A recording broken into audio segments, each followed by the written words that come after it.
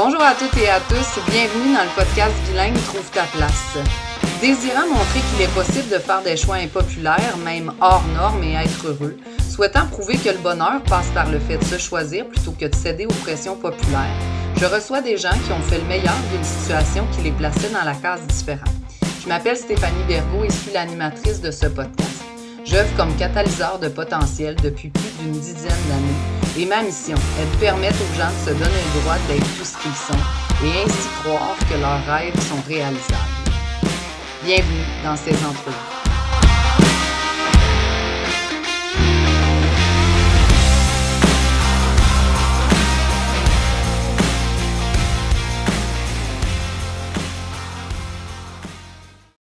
Bonjour à toutes et à tous, bienvenue dans ce nouvel épisode de Trouve ta place. J'ai la chance aujourd'hui d'être accompagnée d'un ami, ancien collègue, Théo Boyer. Salut! Salut Steph, comment ça va? Bien, merci d'être là aujourd'hui. Fait que pour la petite histoire, pour les gens que ça intéresse, puisque je fais toujours un petit prémisse, Théo et moi avons travaillé ensemble chez C2 Montréal, qui est une organisation dont la mission est de placer Montréal au centre de la conversation en termes de créativité, donc commerce et créativité. On a travaillé ensemble pendant 2 ans et demi, quelque chose du genre. Théo, je t'ai approché pour que tu viennes parler sur le podcast parce que il y a comme une journée, puis là, il va falloir que tu m'expliques la prémisse de tout ça. Là, tu sais, je vais te poser 2-3 questions, mais il y a comme une journée où est-ce que tu nous as comme annoncé via les médias sociaux, puis de vive voix à ceux que tu voyais, que ta blonde et toi avaient comme un projet un peu fou, hein, de partir faire le tour du monde. Fait que tu vas pouvoir m'en parler, mais avant de me parler de ça, donne-moi juste, moi je sais que tu es français, que tu as émigré au Québec il y a quelques années. Fait que fais juste me parler un peu du processus. Tu as fait tes études en France ou tu as fait tes études au Québec? J'ai fait mes études collégiales jusqu'au secondaire en France et à 18 ans, je suis parti au Québec pour participer à HEC Montréal. Ouais. C'était l'avantage, c'est que c'était un peu plus facile que HEC Paris et il y a surtout aussi beaucoup plus d'ouverture d'esprit. Donc, j'ai fait mon bac là-bas en entrepreneuriat. J'ai eu la chance de partir un semestre à Hong Kong pour un échange étudiant et d'y faire un premier stage. Wow. Et l'avantage d'HEC Entrepreneuriat, c'est qu'on pouvait créer son propre projet durant ses études. Et c'est là que j'ai créé ma première entreprise, qui était une entreprise de traiteurs végétariens qui s'appelait Boca Verde. Et fort Très d'un échec cool. retentissant, j'ai ensuite rejoint C2 Montréal où j'ai appris un petit peu à travailler dans le monde corporatif. Puis, dans le fond, tu sais, tu dis fort d'un échec retentissant. Moi, je dis souvent aux gens, l'entrepreneuriat, c'est pas une destination, c'est un trajet, là. Fait que, tu sais, ça fait des années, là, moi, ça fait depuis l'an 2000 que je suis en affaires. J'avais 18 ans quand je me suis lancée. Première business, j'en ai eu plusieurs. J'ai fait tantôt de l'événementiel, ce qui m'avait amené à l'époque à C2, où je suis restée pendant, dans mon cas, presque 7 ans, à faire des mandats différents, à travailler sur plein de projets. Puis en parallèle, j'avais d'autres types de clients. Je suis passée de l'événementiel à la gestion de projet pour les entrepreneurs. Je suis passée de ça à la restructuration d'entreprise. C'est comme... Fait que pour moi, l'entrepreneuriat, c'est quelque chose d'évolutif, là. Fait que quand tu dis, tu sais, fort d'un échec retentissant, tu as fini chez C2. Qu'est-ce qui t'avait séduit déjà chez C2 à ce moment-là? Je pense que c'était le coup, ça avait l'air cool, C2, c'était vraiment, ça mettait un peu des paillettes dans les yeux des gens quand tu voyais tous les conférenciers de renom qui étaient amenés à l'événement. Ça me plaisait beaucoup. Aussi, cette volonté un peu de faire du business, mais not business as usual, but business in a more creative way, ça, c'était quelque chose qui me plaisait beaucoup. Et une fois que j'ai mis les pieds dans l'entreprise, c'était la vibe qu'il y avait. Il y avait vraiment toute une gang d'amis qui était vraiment magnifique et je garde de très, très beaux souvenirs de ça. Donc, je te dirais, ouais, les humains d'abord, le contenu qu'on crée ensuite, et puis surtout les mémoires, tous les gens qui participent à ces deux se rappeler, d'avoir des participants satisfaits, heureux, comblés, ça c'était vraiment quelque chose qui me drivait à l'époque. Oui, puis tu sais, comme on en parlait un peu avant, tu sais, est-ce que ces deux nous manquent? Je te disais que dans mon cas, pas vraiment. En même temps, tu sais, en 7 ans, je pense que j'ai fait le tour tu sais, comme de ces deux, mais pas le tour de ces deux comme le tour de C2, l'événement, j'ai fait beaucoup, beaucoup de choses. J'étais là la première année, j'y ai travaillé pendant des années, j'ai changé de poste, j'ai fait tout plein d'affaires. Mais une chose qui était extraordinaire puis qui est commune un petit peu à tout le monde que je connais de chez C2, c'est justement ce que tu viens de nommer, l'espèce d'équipe qui, à plein d'égards aujourd'hui, là, si on regarde tous nos amis qu'on s'est fait à C2, ils ont tous des projets un peu flyés.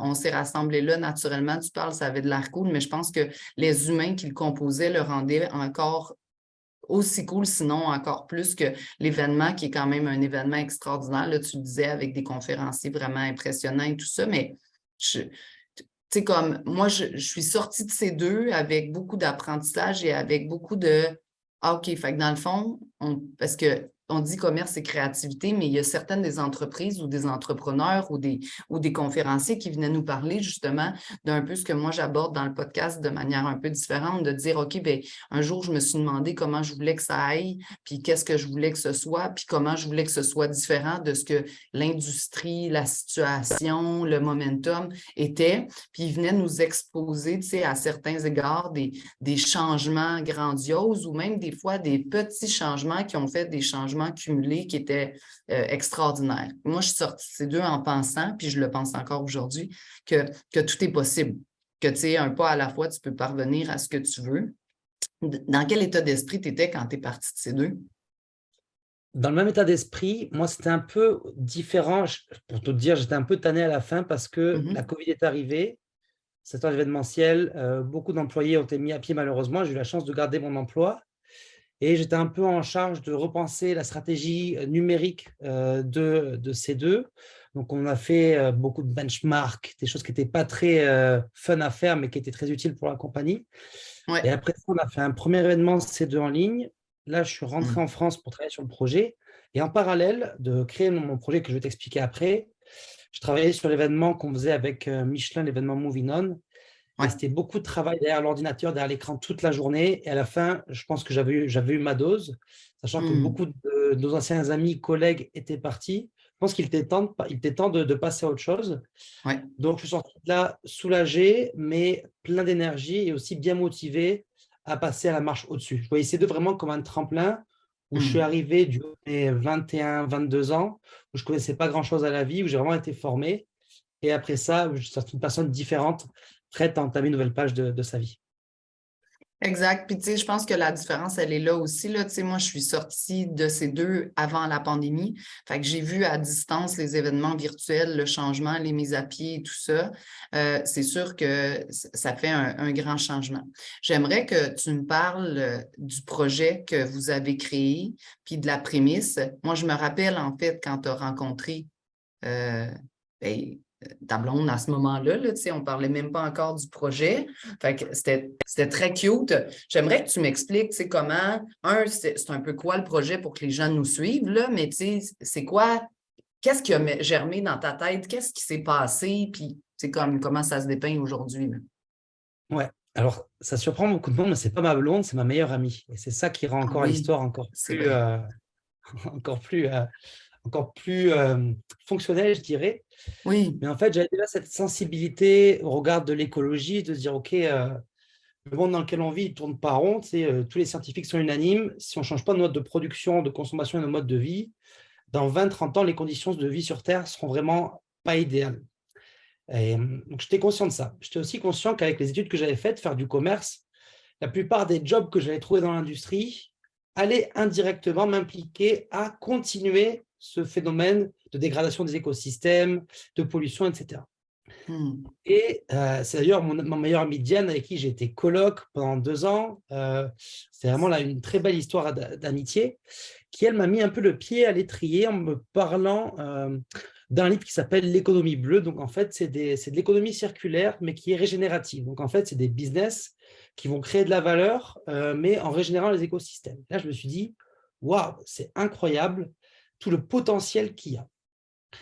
Et je restais sur un échec entrepreneurial que j'avais encore sur le coin du cœur. Et en parallèle de ces deux, j'avais toujours des idées un peu de reprendre un jour de me relancer en affaires, mais le bon moment n'était pas là. Et un jour, mon ami Diane me propose de me lancer dans ce projet-là, de partir à l'aventure, de partir avec des caméras pour filmer ces femmes et des hommes ordinaires, mais qui ont des projets extraordinaires.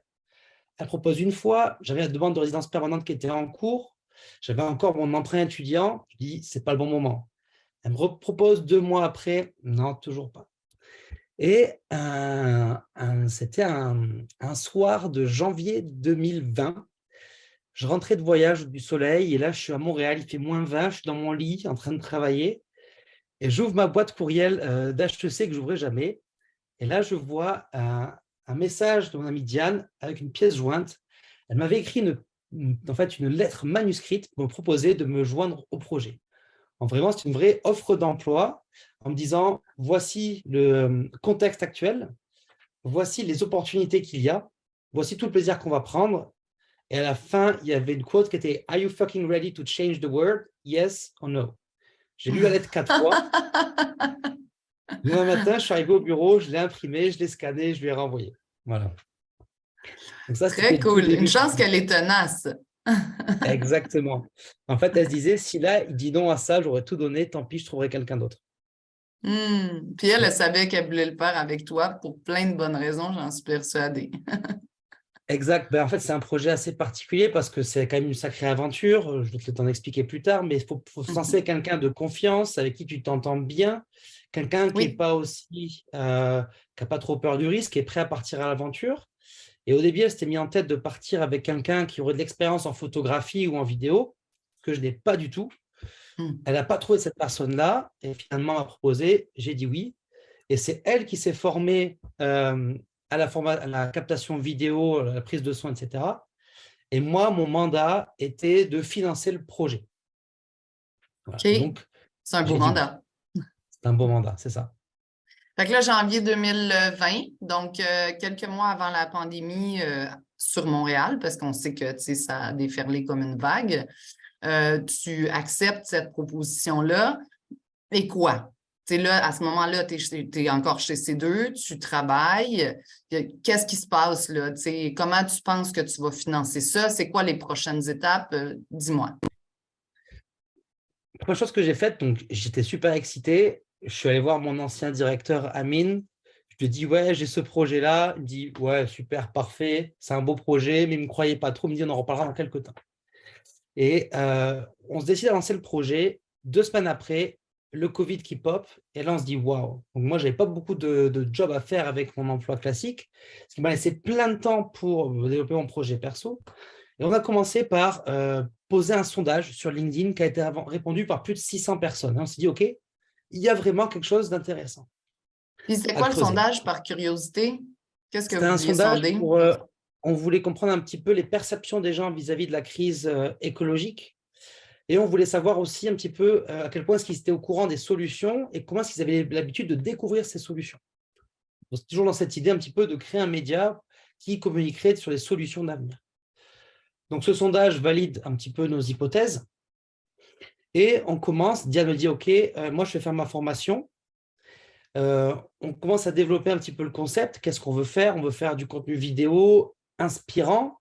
On développe donc un nom de projet. On l'appelait ce projet-là Inspire. Donc, c'est INSP2ER, stands for Inspiration from Peer to Peer. C'est un petit jeu de mots. Et on a ensuite l'idée de créer notre premier projet pilote. Donc, l'idée de base, c'était de faire, en fait, de proposer aux gens de passer à l'action. Pas simplement de regarder une vidéo et de dire « Waouh, c'est cool, c'est inspirant », mais de pouvoir agir. Donc, on a développé un premier format avec des épisodes de 20 minutes qui servait de support à un atelier d'innovation. Donc, vraiment, tu regardes ça avec une équipe de 5 à 8 personnes. Et ensemble, en équipe, tu faisais des exercices pour, à ton tour, faire émerger une idée de projet à impact. Donc, on a développé ce projet pilote. Diane, à distance, moi j'étais au Canada, on a trouvé un projet à filmer. Elle est partie le filmer sur Paris. On a monté l'épisode. Donc, on avait vraiment un premier prototype pour montrer de quoi on était capable. Et ensuite, on a commencé un petit peu à dire, bon, qui est-ce qu'on est? Voici ce qu'on voudrait faire. Et de vouloir chercher du financement.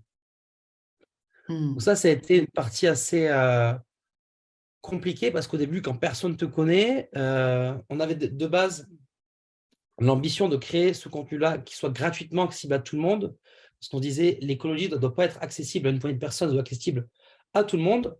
Donc, on a eu la volonté de créer un statut d'association à but non lucratif. Et à partir de là, on s'est dit, OK, bah, comment est-ce qu'on va financer ce projet? Donc, j'accélère un peu. Je rentre en France en novembre. On commence un petit peu à parler de nous à droite à gauche.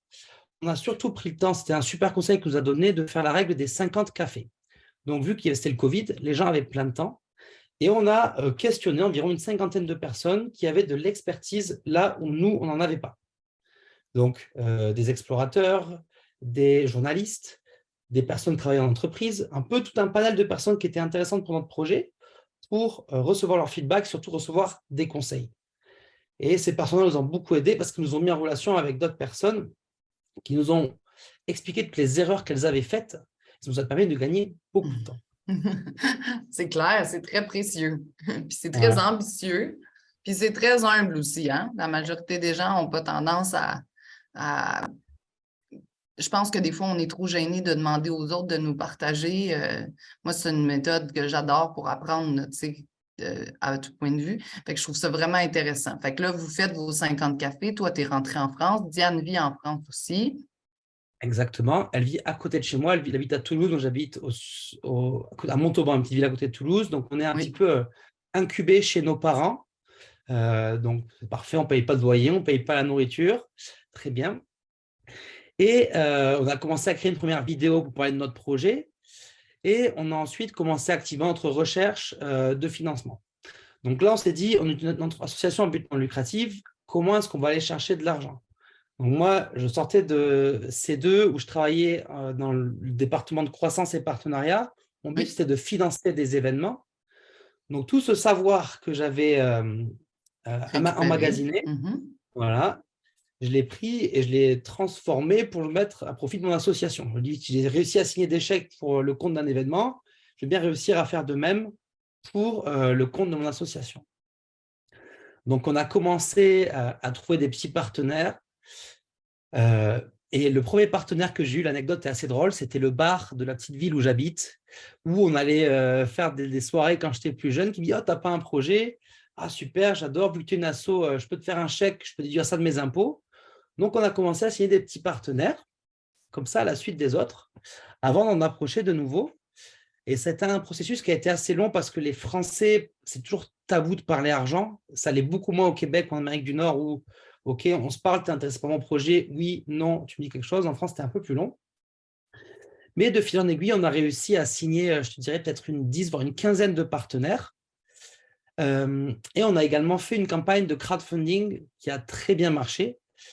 Et donc là, on avait budgété un total d'environ 150 000 $ pour Ouais. 1 an et demi d'aventure. Et on était rendu à quelque chose comme 80 000 en cash. Donc, on s'est dit, on a assez d'argent pour partir pour la première année.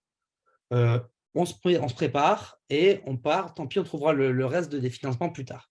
Parce qu'avec ce Là, tu genre es de rendu projet, à quelle date à peu près, là, tu sais, juste pour que les gens te suivent, parce qu'il y a une pandémie en même temps que toi, tu fais toutes ces belles choses-là, là.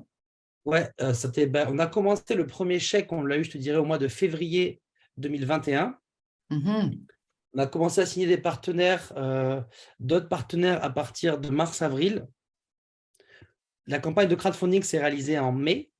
Et nous, on devait partir initialement en juin, parce que je devais démissionner de C2 en mars. J'ai un peu repoussé, j'ai démissionné en juin pour livrer un dernier événement. Et finalement, on a pris la route en septembre 2021, donc il y a un peu plus d'un an maintenant. Et Wow. donc, pour ça, on a vraiment rusé de créativité.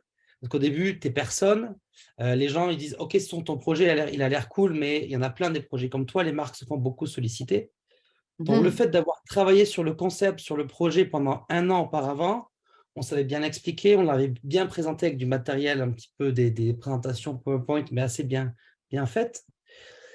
Et on a un peu, pour moi, financer un projet, c'était un peu comme le loto, c'est 100% des gagnants, ils ont tenté leur chance, donc si tu ne tentes pas ta chance, tu ne t'auras pas. Assurément. Mhm. Et donc, on a eu ce premier partenaire, donc le petit bar du coin. Et ensuite, une des plus grosses dépenses qu'on avait à couvrir, c'était la dépense des laptops et des cellulaires.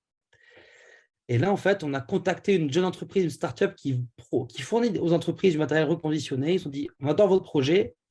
Boum, on vous offre les laptops, on vous offre le téléphone. Oh, Ça, wow. c'était un gros coup de soulagement. La Hmm. veille du crowdfunding, on a, en fait, ça c'est drôle, le père de notre ancienne colocataire de Montréal est directeur marketing d'une marque d'habits qui s'appelle Jules. Donc, c'est du prêt-à-porter, un peu comme le château au Québec. Il prenait un gros volet développement durable. Et donc, je dis à Diane, il faudrait qu'on lui parle. Et on leur parle une première fois, on leur présente l'offre une deuxième fois. Ils nous rappellent la veille du crowdfunding, OK, let's go, on prend la première option, Sahel à 15 000 euros. Voilà, ça a été des petites victoires comme ça. Wow. Et à la fin de la journée, c'est vraiment resté une game d'humain. Il fallait vraiment aller toucher l'humain. Les gens, en fait, Hmm. croyaient en notre rêve, ils croyaient en nous, donc ils nous ont soutenus financièrement. Ce n'était pas vraiment le côté proposition de valeur c'est très formel comme je faisais avant. C'est pas vraiment ça Oui. qui intéressait les gens. Ils aimaient surtout notre rêve. Voilà. Donc ça, c'est ce qui les intéressait le plus. Oui, puis, tu sais, je veux dire, moi, je fais partie des gens que tu as contactés, puis comme je te disais, tu sais, au moment où est-ce que toi, tu m'as contacté, moi, c'était un peu la folie furieuse, là, tu sais, pour les cafés, les trucs comme ça. Malheureusement, ça n'a pas donné. Si tu as toujours besoin, je suis toujours dispo, j'aime beaucoup. Mais il y a, oui, le projet, mais tu le dis bien, tu sais, les gens, en fait, c'est toi et Diane qui les achètent. Puis, tu sais, comme cette certitude ou cette croyance que vous allez mener à bien ce projet-là, que vous le faites pour les bonnes raisons, que, tu sais, quand tu me dis le bar du coin m'a aidé, bien, chacun à la hauteur de ce qu'il peut se permettre, tu sais, comme, puis à chaque fois, pour toi, c'est comme une petite, je ne sais pas si on peut dire une petite victoire, mais une petite confirmation que, OK, parfait, il n'y a pas juste dans ma tête et dans celle de Diane que le projet fait vibrer quelque chose. Il y a pour le propriétaire du bar ici, pour le papa de notre ami là, pour. Fait que, tu sais, tranquillement, pas vite, en fait, ça permet, moi, je fais tout le temps des comparaisons avec les escaliers, mais ça permet de monter la marche de plus. Tu sais, on s'en rapproche un tout petit peu. Fait que là, finalement, tu me dis, vous avez rassemblé autour de 80 000 et vous décidez de partir, donc à l'automne 2021. Comment on Exactement. choisit le premier projet? Explique-moi. Donc, on s'est dit, bon, déjà, on a assez d'argent. Ça ne sert à rien sur ce projet-là, tu as l'impression que tu ne vas jamais être prêt. Et c'est vrai, tu n'es jamais prêt. On aurait pu ne pas être parti, être toujours en train de travailler. On aurait toujours des choses à faire. Et donc là, on s'est dit, OK, l'hiver arrive. On était en septembre. Il y avait toujours un bel été indien. On va faire un petit peu un soft launch. On va faire 3 pays. On va essayer d'aller filmer une quinzaine de projets. On va d'abord rester là où on codait. Donc, on va traverser la France. On va ensuite aller en Belgique en espérant après aller aux Pays-Bas. En fait, nous, notre projet, c'est quoi concrètement? C'est une exposition reportage sur l'innovation positive. Donc, on s'en va avec nos vélos et nos caméras à la rencontre de femmes et hommes ordinaires aux projets extraordinaires. Donc, des gens qui ont des projets qui sont à but lucratif ou non, qui font du bien à la société et à l'environnement et qui arrivent même à en vivre. Et l'idée, c'est vraiment de montrer qu'un autre monde est possible, que ce monde de demain existe déjà, que les solutions existent et qu'elles sont à la portée de tous. Et l'idée, c'était vraiment d'aller à la rencontre de ces entrepreneurs, de rassembler leurs témoignages, de créer du contenu vidéo pour ensuite inspirer notre audience à faire de même. Vraiment, ce qu'on souhaite faire, c'est inspirer une nouvelle génération à entreprendre des projets à impact positif. En développant notre projet, on s'est entouré d'experts de l'innovation, donc en innovation sociale, en low-tech, en économie circulaire, qui en fait nous ont ouvert leurs portes, nous ont dit on adore votre projet, ben, accédez à notre base de données, et comme ça vous pouvez trouver des projets, vous les contactez, vous les filmez, c'est super, très bien pour ça. Donc on avait déjà cette première aide-là. On avait ensuite un membre bénévole que j'ai rencontré à C2 également, Corentin, qui lui nous aidait à trouver des projets. Et par la suite, c'était aussi des projets qu'on avait déjà mappés. Nous, on a déjà fait des recherches. Oui. Donc, c'est un peu les 3 sources qu'on a utilisées pour trouver des projets. Et après, ça a été aussi beaucoup de rencontres fortuites. Je te donne un exemple. Donc, on part de ma ville natale, Montauban. On s'en va à Bordeaux. Bordeaux, on filme un premier projet, un super tiers-lieu qui s'appelle Darwin, qui est juste un projet incroyable. Et on remonte ensuite sur Paris. Et on utilise, quand on se déplace, on dort chez l'habitant à travers une plateforme qui s'appelle Warm Shower. C'est comme du couchsurfing, mais pour les cyclistes. On arrive chez un couple qui à une ferme écologique. Donc, ils nous accueillent. Ils disent, c'est drôle que vous soyez venus chez nous à travers la plateforme d'hébergement. On a regardé votre site. Vous êtes typiquement le projet qu'on aurait pu filmer.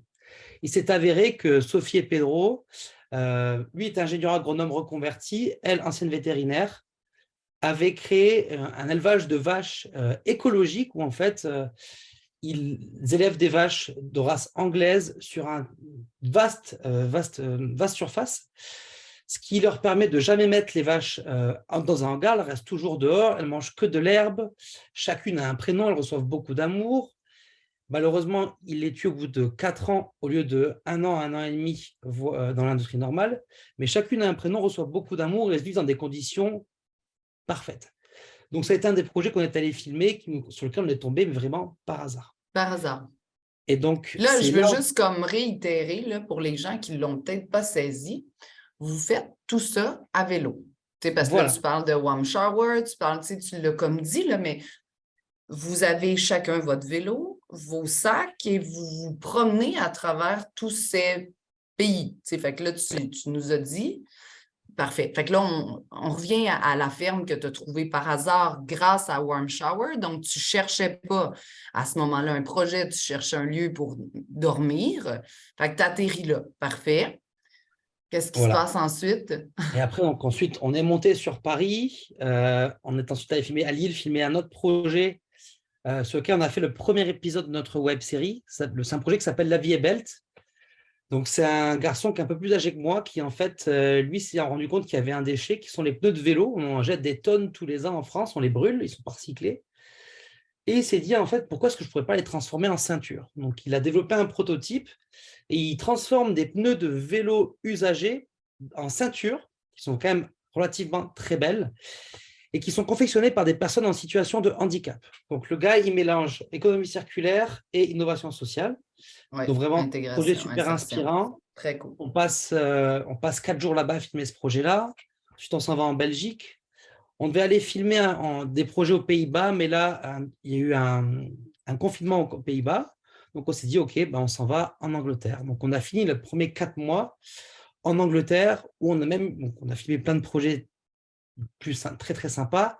Et on a même eu la chance de rencontrer Satish Kumar, qui est un maître spirituel indien, qui est aussi un auteur, un conférencier, qui milite, lui, pour une écologie spirituelle. Donc, vraiment quelqu'un de très inspirant. C'est un petit peu comme si tu es fan de football, de soccer et que tu rencontres Zidane. C'est un peu la même chose pour nous. Wow. Donc, au bout de ces 4 premiers mois, on s'est dit, OK, bon, ben, on peut le faire. On est capable de pédaler, on est capable de dormir chez l'habitant, on est capable de filmer des projets en même temps. Donc, ça a été un petit peu une validation de dire, OK, c'est possible de se déplacer sans prendre l'avion, à vélo et d'aller filmer, de réaliser notre reportage en même temps. Fait que là, comme par exemple, moi, il y a plein de questions qui me viennent, je te les dis en rafale, d'accord? Ouais. Tu me dis, sans prendre l'avion, comment vous avez fait pour traverser de la France à l'Angleterre?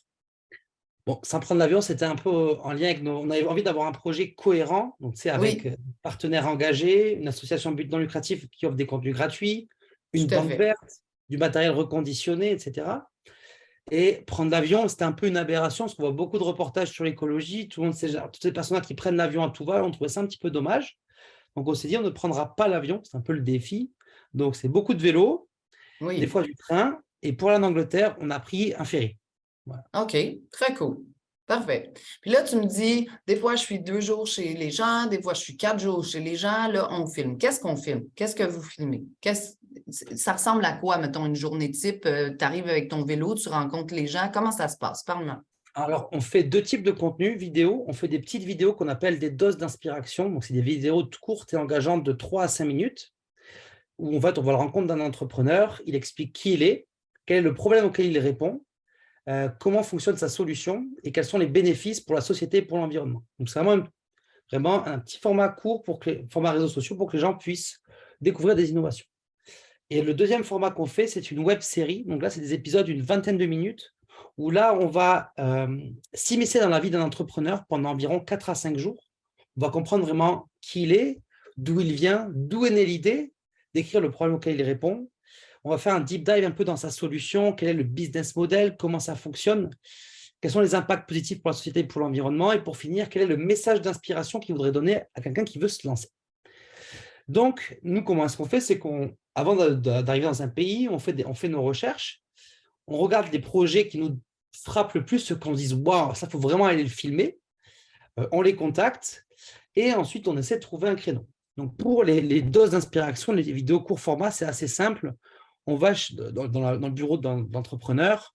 Souvent, on prend un café ou on partage un lunch. Et après, la séance de shooting, ça dure environ 1 heure, grand maximum. Pour la web série, c'est un peu plus délicat parce que c'est 4 à 5 jours aux côtés de l'entrepreneur. Donc, souvent, on fait une première journée où on shadow la personne, on la suit, on regarde tout ce qui se passe, on participe au meeting d'équipe, on essaie de planifier un petit peu l'agenda. Et après, l'idée, c'est d'aller vraiment filmer des personnes, des employés, des fournisseurs, des clients, etc. Toutes des personnes qui vont apporter un témoignage intéressant pour la vidéo. Et Fait que donc, là, dans le fond, tu fais du montage aussi. Fait que ça veut dire que chacun des épisodes, c'est comme moi, je te disais d'entrée de jeu, le podcast, je ne fais pas de montage. J'ai foi que ce qu'on se partage pendant cette heure-là est ce dont on a besoin, puis ce que nos invités ont besoin. Dans ton cas, pour avoir tous ces aspects, bien, en plus, à la suite de les avoir filmés, vous devez ou vous avez dû, là, je ne sais pas c'est quoi votre séquence, faire du montage. exactement. Alors ça a été aussi les apprentissages de nos premiers 4 mois sur la route, c'est que c'était quasiment impossible de pédaler, de dormir chez l'habitant, d'aller filmer des projets, de faire du montage, de publier des vidéos. Au début de notre projet, on avait vraiment l'ambition de créer plein de contenus et plus le temps passe, plus on a réduit ça pour vraiment dire, OK, dans quoi on se spécialise, dans quoi on est bon, qu'est-ce qu'on continue à faire. On a notre web série, on a une amie de confiance qui fait le montage de la web série. Ça, c'est vraiment un gros soulagement parce que ça prend beaucoup de temps. Et pour nos petites vidéos, c'est Diane qui fait le montage et ça lui prend environ 1 journée par vidéo. Donc, c'est quand même du travail, mais dans notre expédition, on s'arrange pour trouver des jours où on est fixe à un endroit, où on peut travailler pour faire le montage des vidéos. Donne-moi juste une seconde, Théo, s'il te plaît. Parfait. Oui, Donc, le excuse-moi, montage, je t'ai interrompu. pas de souci. Ouais, donc on s'efforce de faire le montage nous-mêmes. Et plus on avance dans le projet, plus on est en train d'essayer de vraiment sous-traiter cette partie montage qui prend beaucoup, beaucoup de temps. Et quand tu es sur la route, c'est pas dans ta tente que tu feras le montage vidéo. C'est pas quand tu arrives chez l'habitant qui t'héberge le soir que tu vas lui dire après le repas, désolé, je m'en mets dans ton bureau pour faire le montage. Donc, ça nous efforçait de trouver des créneaux où on pouvait travailler. Et ça a été partie des apprentissages. Et là, on va vraiment essayer de trouver plus de financement pour que vraiment notre ami pigiste fasse toute la post-production, tout le montage de nos vidéos.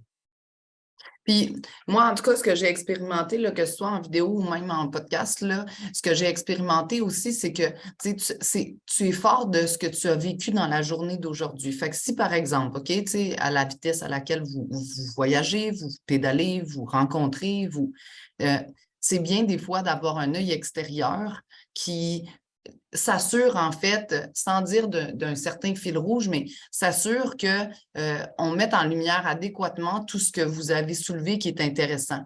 L'affaire, c'est que, puis moi, je te connais comme personne, fait que je sais à quel point tu es passionné, puis je sais comment justement l'humain a une importance. Fait que c'est certain que si, par exemple, tu as filmé chez moi pendant 4 jours, puis là, tu es en direction d'ailleurs, puis qu'ailleurs, tu devrais comme te concentrer sur le ailleurs, mais qu'en fait, tu essaies de faire le montage, mais là, ça crée, des disconnects. Moi, je travaille sur un livre de portraits sur les femmes entrepreneurs depuis bientôt 6 ans.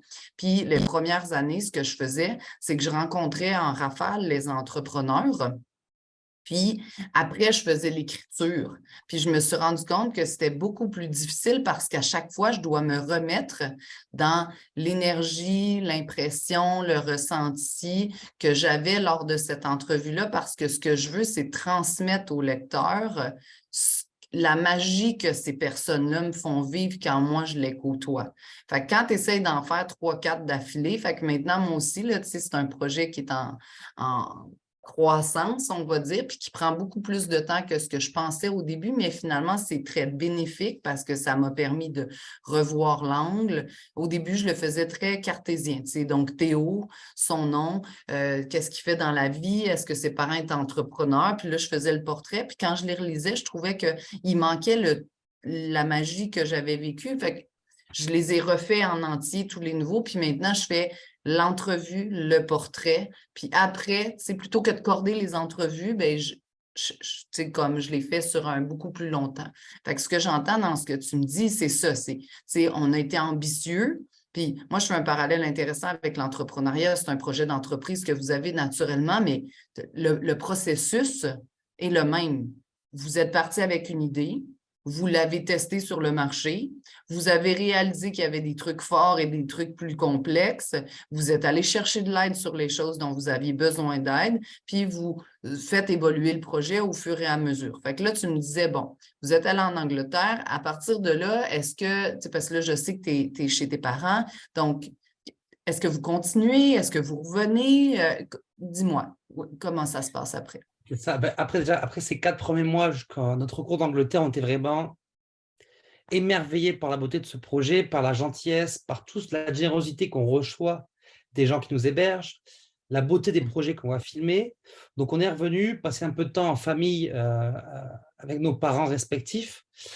Et on en a profité aussi pour se poser et faire un bilan des 4 premiers mois. OK, qu'est-ce qui va bien? Qu'est-ce qui ne va pas bien? Qu'est-ce qu'on devrait améliorer? Qu'est-ce qu'on change? Donc là, ça a été on a passé un mois, je dirais, là-dessus, se dire, OK, faire un gros travail un petit peu pour remettre à jour le projet, refaire un site web, etc. Et on a ensuite repris la route début février pour traverser tout le nord de l'Espagne. Donc, on est allé jusqu'à Saint-Jacques-de-Compostelle. On est ensuite descendu au Portugal où on a vraiment filmé plein de projets super intéressants. Il y a un fort écosystème entrepreneurial et surtout d'entrepreneuriat à impact. On a vraiment été émerveillés là-bas. Vraiment. Pour la petite histoire, on est allé au Portugal et tu sais, quand je t'ai dit, je te racontais tantôt que je rentrais de vacances quand Diane m'a écrit cette lettre pour me recruter. Oui. J'étais en vacances au Maroc et au Maroc, j'avais rencontré un gars qui me parlait de son projet, qui me dit qu'il fait pousser des champignons en récupérant du marc de café dans une ferme urbaine à Lisbonne. Je dis, incroyable projet, dans le livre que je suis en train de lire, c'est un exemple parfait d'économie circulaire. Il me dit, oui, oui, ce gars-là qui m'a formé, c'est celui qui a écrit le bouquin. Donc là, je dis... Et donc, en retournant au Portugal presque 2 ans après, on est allé filmer le 2e épisode de notre web-série qui va sortir d'ici la fin du mois sur Nathan, donc qui fait pousser des champignons en réutilisant du marc de café. Donc, c'était un beau clin d'œil à cette rencontre de la vie pour ensuite aller finir par filmer ce projet. Vraiment. Tu les filmes dans quelle langue? Alors, quand c'est du français, on essaie de filmer en français parce que notre audience est principalement française. Mais on filme aussi en anglais et en espagnol et on sous-titre nos vidéos parce que notre public Très est cool. pour la grande majorité francophone. Mais durant mes études, j'avais fait un bac trilingue, donc on parle anglais et espagnol, Diane et moi, donc ça aide pas mal, je te dirais. C'est utile. Ouais, Check, exact. études servies, bien investies. Exactement. Exactement. Tout à fait. Puis là, dans ton bilan de 4 mois, juste avant de repartir vers l'Espagne et le Portugal, tu me dis, on a regardé ce qui marche moins, tout ça. Comment ça fonctionne au niveau budget? Est-ce que vous êtes dans votre budget? Est-ce que ça vous coûte moins cher que prévu, plus cher? C'est quoi le constat à ce moment-là? Le constat, il est qu'on est bien parce qu'en fait, on avait budgété environ 90 € par jour pour 2 personnes. En prenant en compte l'hébergement et la nourriture. Et en fait, on paye presque jamais l'hébergement parce qu'on dort toujours chez l'habitant. Donc, niveau budget, on était bien. On avait de quoi voir revenir. Donc, tout ça, c'était réglé. Au niveau mécanique, on n'a pas eu de graves problèmes avec le vélo, à part quelques crevaisons. Niveau physique, ça tenait aussi. Au début, les jambes tiraient un peu parce qu'on ne faisait pas d'étirement. Mais on a fini par comprendre qu'il fallait s'étirer si tu ne pouvais pas avoir mal. Voilà. On a pu juger qu'environ on était capable de pédaler une bonne journée entre 70 et 80 km. C'était un peu le sweet spot. Après, Tous les jours? Non, souvent on essaie de pédaler environ 4 jours par semaine. Quand même. Ouais, Est-ce que vous étiez des cyclistes émérites avant ça, là? C'était-tu votre zéro. passe-temps favori ou? Zéro. OK. Zéro, zéro. On avait aussi peut-être l'idée de vouloir avoir des vélos électriques. Et en fait, avec le Covid, il y a eu une pénurie de vélos. Donc, impossible de trouver Oui. des vélos. Diane part avec son copain en vacances dans la campagne, dans les Pyrénées. Et elle tombe sur un Américain qui a eu des bike shops un peu partout dans le monde, qui dit: «J'adore ton projet, je vous construis des vélos». Donc, le gars nous a Wow. construit des vélos sur mesure de seconde main. Et quand on lui a dit qu'on pensait les électrifier, ça rajouter un petit moteur et une batterie, il fait: «Non, non, non, si vous faites ça, je ne vous les vends pas». Et il nous a Hmm. convaincus, il nous a dit que déjà, c'est un désastre, c'est pas bon pour l'environnement, c'est l'extraction des mines terres rares pour les batteries. Ils me disent: «Tu as 25 ans, tu es en forme, si toi, tu ne peux pas pédaler, qui c'est qui va pédaler?» Voilà. Quelle image tu veux renvoyer et comment tu veux que ton projet soit cohérent? Je dis: «OK, tu as gagné, on les électrifie». Donc, je te dirais, au C'est ce bout de qu'on ces appelle quelqu'un de persuasif. exact. Donc, au bout de ces 4 mois, on était vraiment plein de confiance. On était conscient de ce qu'il fallait qu'on change. C'était vraiment juste avoir des ambitions un peu moins grosses et continuer et prendre du plaisir, ce qui est vraiment l'essentiel dans notre projet, quoi. Vraiment, s'il n'y a pas de plaisir, ça ne sert à rien de le faire. Donc, ça a été un peu la conclusion de ces premiers 4 mois. Et c'est sur cet état d'esprit qu'on a repris la route. Et pendant 3 semaines, on n'a fait que faire du vélo dans des montagnes, des petites routes, le long du chemin de Compostelle. C'était magnifique. Ça nous a vraiment permis de se centrer sur ce projet-là et de profiter du moment présent. Et le voyage a repris un peu une nouvelle dynamique après ça. Puis est-ce que tu en profites pour faire un peu du photojournalisme, là? Tu sais, je veux dire, tu te promènes partout, il doit y avoir des choses magnifiques. Est-ce que vous prenez des photos? Tu sais, comment ça se passe là? Est-ce que tu t'exposes sur les médias sociaux? Comment ça marche? Ouais, on le fait. Alors, on fait pas de. Nous, le but premier, c'était quand même de communiquer sur les projets qu'on rencontre, hein, de vraiment faire du Mhm. journalisme de solutions et de pas vraiment être du style influenceur lifestyle. Je me balade, voici les photos des super endroits très Instagrammables. Hmm. On prend des photos, on en publie forcément aussi, mais on ne fait pas de vlog. Et c'est un contenu qu'on aimerait peut-être aussi développer, parce qu'on se rend compte que notre audience aime beaucoup les innovations, mais ce qu'ils aiment aussi encore plus, c'est vraiment l'aventure, nos galères du quotidien, voir les endroits où est-ce qu'on est passé, quels problèmes on a eu, les paysages, etc. Donc, c'est dans les Tout à projets fait. futurs de plus mettre l'emphase là-dessus et de montrer que oui, c'est possible de voyager sans prendre l'avion, oui, c'est possible de voyager à vélo chargé avec son ami, et c'est possible en même temps de filmer des projets. Donc, c'est un peu ce qu'on va espérer faire pour 2023-2024.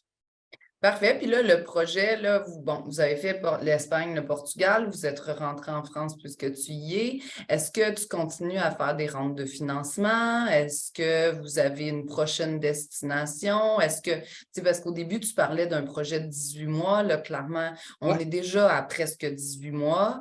Euh, c'est quoi les prochaines étapes? Donc, après le Portugal, on est repassé un peu par la France. On est allé en France, en Italie, en Allemagne. On est ensuite allé en Scandinavie, où là, le voyage a pris une nouvelle tournure parce qu'on a arrêté de tout planifier. Et Hmm. vraiment, c'est là que tout s'est goupillé à merveille, à la fois les hébergements, les projets qu'on allait rencontrer et toutes les autres sortes de rencontres. Donc, tous ces pays, Danemark, Suède, Norvège, c'était un, de toute beauté, deux, plein de projets qui étaient très, très inspirants. Hmm. Donc, c'était vraiment magnifique. On a fait un année crochet par les Pays-Bas et on est rentré en France à la fin septembre pour faire des cours de voile parce qu'on a pour projet de rallier l'Amérique centrale sans prendre l'avion et donc de le faire à travers une transatlantique à la voile. Qui Donc là, démarrera sous peu. exactement, qui va démarrer normalement le 14 décembre si tout va bien. Donc on a fait des formations à la voile. On a trouvé un bateau qui fait environ 40 mètres de long et il y aura une quinzaine de personnes à bord. C'est un bateau qui va transporter du café à la voile, donc c'est un petit peu remettre du sens dans le transport de marchandises de manière décarbonée. Et ce projet qui devait durer initialement 18 mois, ben on s'est rendu à l'évidence qu'il allait durer bien plus que ça, parce qu'on ne va pas traverser l'Atlantique pour rentrer juste après. Et je pense que le projet va durer en tout environ entre 2 ans et demi et 3 ans. Très Donc cool. pour ça, ce n'est pas le même budget. Et comme tu posais la question, ouais, on a dans certaines discussions avec des partenaires potentiels. On a l'avantage d'avoir un peu ce retour sur expérience, c'est qu'on peut vraiment cibler les partenaires précis avec qui on veut s'engager, des Hmm. partenaires qui partagent nos valeurs, nos convictions et à qui on pourrait vraiment créer quelque chose qui est plein de sens. Vraiment. Puis est-ce que vous avez que des partenaires français? Non, on a un partenaire canadien qui s'appelle Tableau. Tu connais, c'est les fontaines à eau pour les événements. Oui, je connais très bien Deb, c'est moi qui s'en occupais à ces deux. Ouais, exact. Deb et ouais, c'est principalement des partenaires français, je te dirais. Ça, c'est le seul partenaire qu'on a qui est canadien. Ah, et bien sûr, non, j'allais oublier, mais très important, on a HEC Montréal et leur fonds de développement durable qui nous soutiennent en fait en finançant une partie de la post-production de notre web-série. Très cool. Dans l'idée un petit peu de pousser nos contenus aux jeunes d'HEC Montréal, aux jeunes entrepreneurs et de leur montrer que c'est possible d'entreprendre avec une visée écologique et sociale et non pas seulement financière. Mhm. Puis là, dans le fond, vous partez le 14 décembre à destination de… Donc, on va partir d'Amsterdam en passant par La Rochelle puis les îles Canaries avant de traverser l'Atlantique.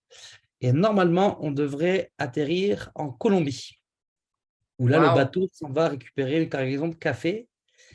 Et nous, notre objectif, ce serait ensuite de rallier le Mexique avec nos vélos, enfin de prendre un autre bateau, d'aller au Mexique pour ensuite pouvoir commencer à traverser le Mexique et ensuite pays par pays jusqu'en Patagonie.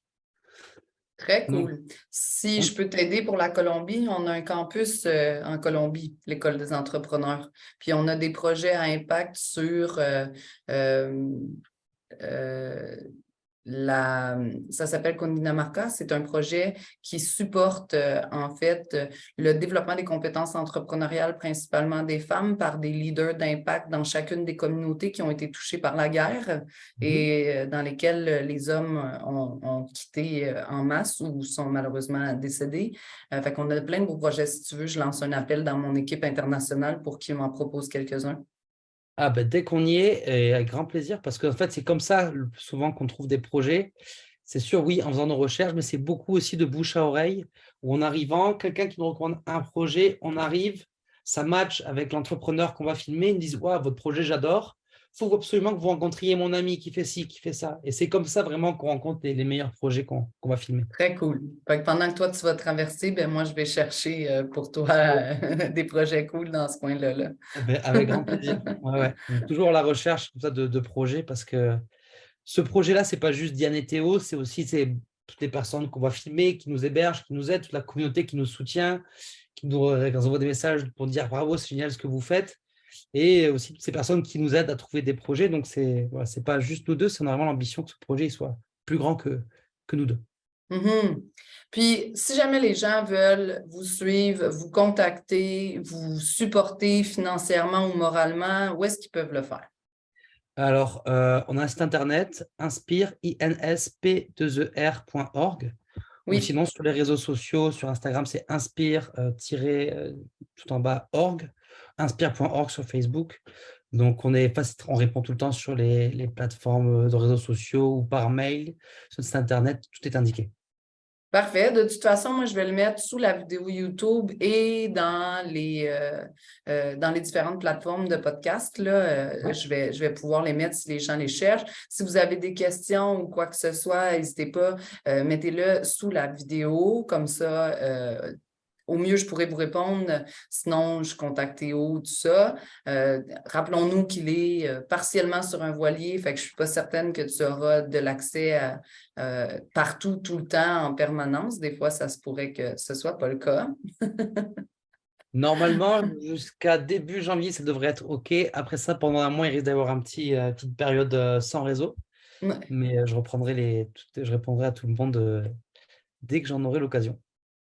À plein d'égards, Théo, ton projet me fait triper. Ben déjà, juste le fait d'être suffisamment fou pour le mettre en place, tu sais, puis le mot fou, pour moi, il est clairement positif là, dans ce cadre-là. Ce que je veux dire, c'est ça a pris que vous soyez, Diane et toi, suffisamment audacieux pour vous dire que ce projet-là avait non seulement sa place, mais qu'en plus, vous pourriez le réaliser, que ça faisait du sens, qu'il y a des gens qui allaient vous supporter. Puis chacune de ces personnes, en fait, amène une petite brique à l'édifice en mode, effectivement, tu sais, on est là pour vous supporter, puis on trouve le projet cool. Je trouve que c'est une belle manière de montrer que c'est possible. Le projet lui-même est une belle manière de pouvoir justement présenter un visage de l'entrepreneuriat qui est trop peu connu. Je pense tout de même, du moins ce que j'expérimente, puis c'est naturellement teinté là, par ce que je fais dans la vie, mais que les femmes, les immigrants, les jeunes sont des entrepreneurs pour qui l'impact et la communauté a très souvent été important. Je pense que plus ça va, plus c'est le cas. Tu sais, si je regarde, mettons, nous, on en a des parcours, comme je te parlais tout à l'heure, de formation en économie circulaire. On a de plus en plus d'intérêt, de plus en plus de gens, de plus en plus de projets qui veulent être soit accompagnés, soit supportés. Fait que je pense que le momentum est extraordinaire. Je pense que le fait de présenter des options aux gens qui ne retrouvent pas leur compte dans ce qu'on voyait. Tu sais, moi, je disais souvent, pendant longtemps, on a vu un seul type d'entrepreneuriat, puis c'était souvent, c'est comme un modèle, je travaille 70, 90, 100 heures semaine, j'y laisse parfois ma santé, c'est comme, on avait ce modèle-là de l'entrepreneuriat, il faut que tu en arraches, là. Puis je dis pas que c'est pas difficile, mais un peu comme ton trip à vélo, tu sais, c'est faisable, mais ça vient avec quelques embûches. Moi, je pense que c'est le cas pour à peu près tout. Ce que je trouve fabuleux là-dedans, c'est que ça ouvre à des modèles divers. Des gens qui travaillent beaucoup, mais dans des choses où ils n'ont jamais l'impression de travailler, des gens qui travaillent peu parce que c'était ça leur modèle souhaité, des gens qui ont un impact extraordinaire, des gens qui réutilisent, là, tu parlais de ton ami au Portugal qui fait pousser des champignons avec du marc de café, ben, on sert toute la chaîne parce qu'il y en a qui se débarrassent de leurs déchets, puis toi, tu les utilises pour créer de la nouveauté, répond à un besoin.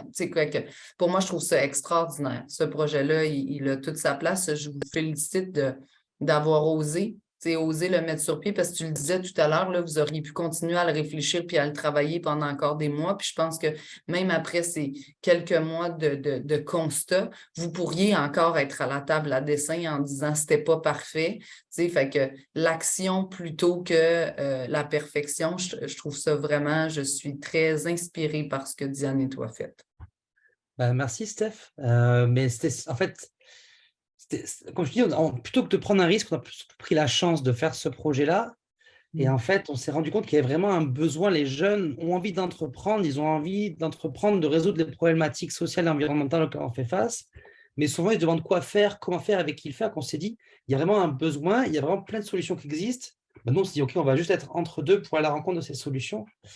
Et ce qu'on croit vraiment, c'est qu'on croit vraiment à l'entrepreneuriat au service du bien commun, l'entrepreneuriat au service de la planète et des êtres humains, plutôt que l'entrepreneuriat au service uniquement du financier, que je trouve un petit peu dommage. On voit bien un petit peu où ce que ça mène le monde. Donc voilà, nous, ce qu'on veut vraiment, c'est insuffler, on veut inspirer un petit peu une nouvelle manière d'entreprendre. Et notre plus belle réussite serait de voir un jour des gens qui créeront leur propre projet à impact après avoir été inspirés par nos vidéos. Donc voilà, on vit dans une belle bulle et le dénominateur, je terminerai là-dessus, mais le dénominateur commun à chaque projet que l'on va rencontrer, c'est vraiment la passion. Des gens qui sont animés, qui aiment leur métier et qui ne le font pas par amour de l'argent, mais plutôt vraiment par passion et par envie d'être utile au bien commun. Et ça, pour moi, c'est un petit peu ce vers quoi l'entrepreneuriat de demain et d'aujourd'hui surtout doit tendre, vraiment un entrepreneuriat où on ne s'oublie pas soi, on ne travaille pas comme un fou pendant 100 heures semaine, on prend soin de soi, on prend soin des autres, et on entreprend parce qu'on aime ça, on entreprend avec beaucoup de plaisir, d'amour et au service du bien. Merci pour ce mot de la fin. Ils sont parfaits, je n'ai rien à rajouter. Merci de m'avoir accordé de ton temps aujourd'hui, à quelques jours à peine de partir justement pour l'Allemagne. Je l'apprécie vraiment. Je vais te suivre avec beaucoup d'intérêt, ce que je faisais déjà. Je suis contente de savoir que la deuxième web-série va sortir bientôt. C'est très cool. Merci à tout le monde de nous avoir écoutés, d'avoir été là. Comme je le disais un peu plus tôt, si vous avez des questions, n'hésitez pas. Si Théo n'a pas de réseau, je lui relayerai quand il refera surface. Ne vous en faites pas. Merci pour votre temps. Merci pour votre intérêt. Merci Théo. On se reparle bientôt. Avec grand plaisir, Steph. Merci beaucoup. Merci d'avoir été à l'écoute. On se retrouve la semaine prochaine avec un autre invité tout aussi fascinant qui pourra t'inspirer à prendre action afin de trouver ta voie. Si tu aimes ce podcast, je t'invite également à laisser une note de 5 étoiles afin que le podcast se démarque davantage et que le message se fasse entendre. Le podcast est également disponible en format vidéo sur YouTube. Tu le trouveras sur la chaîne Catalyseur de potentiel sous Trouve ta place. Je t'invite également à connecter avec moi sur Facebook et Instagram, Stéphanie Berthaud ou Catalyseur de potentiel. Bonne journée.